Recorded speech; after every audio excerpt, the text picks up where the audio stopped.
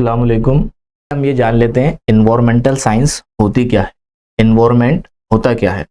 देखो, इन्वायरमेंट वो होता है डेट अराउंड अस, यानी कि जो हमारे चारों तरफ है।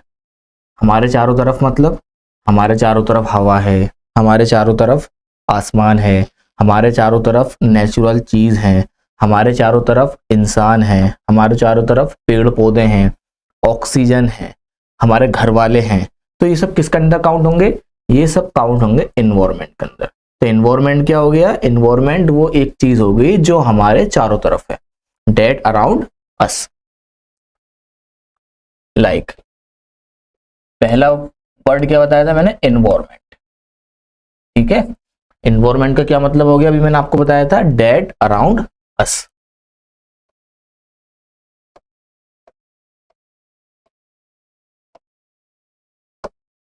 अराउंड अस का मतलब है जो हमारे चारों तरफ है।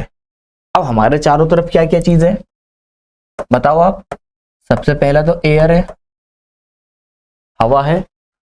और हवा के अंदर क्या होती है, जल्दी से बताओ। हवा के अंदर होती है गैस और वाटर। एयर के अंदर क्या होता है? एयर के अंदर गैस होती है और वाटर होता है ना।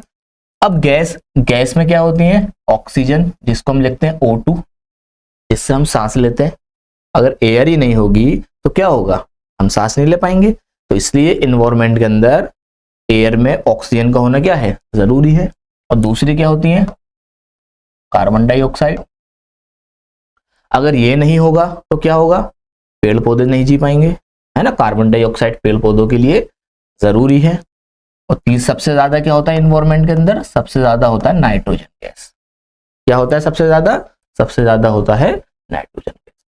अब आप पूछो सर, एयर में वाटर कहां से आ गया? बताओ। एयर में वाटर आता है इवापोरेशन के जरिए। अब इवापोरेशन क्या होता है?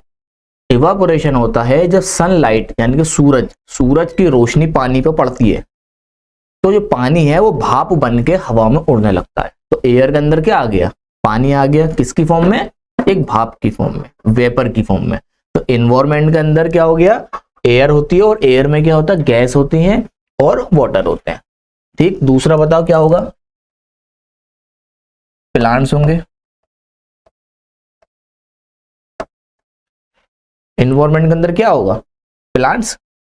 प्लांट्स क्या होते हैं? प्लांट्स होते हैं हमारे लिविंग थिंग। लिविंग थिंग मतलब जिसके अंदर जान होती है, जिसके अंदर लाइफ होती है, जो जी सकते हैं, जो सांस लेते हैं, जो रेस्पिरेशन करते हैं। वो किसका एग्जाम्पल हो गया? प्लांट्स। सब चीज कौन करता है? प्लांट्स करते हैं। लाइक आपका ह्यूमन बीइंग की तरह। ठीक है, थर्ड क्या हो गया हमारा? थर्ड हो गया हमारा ह्यूमन बीइंग।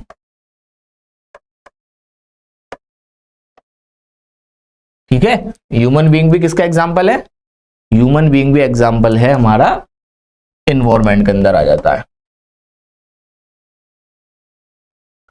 अब ये सारी चीजें किसके अंदर आ गई? इन्वायरमेंट के अंदर आ गई।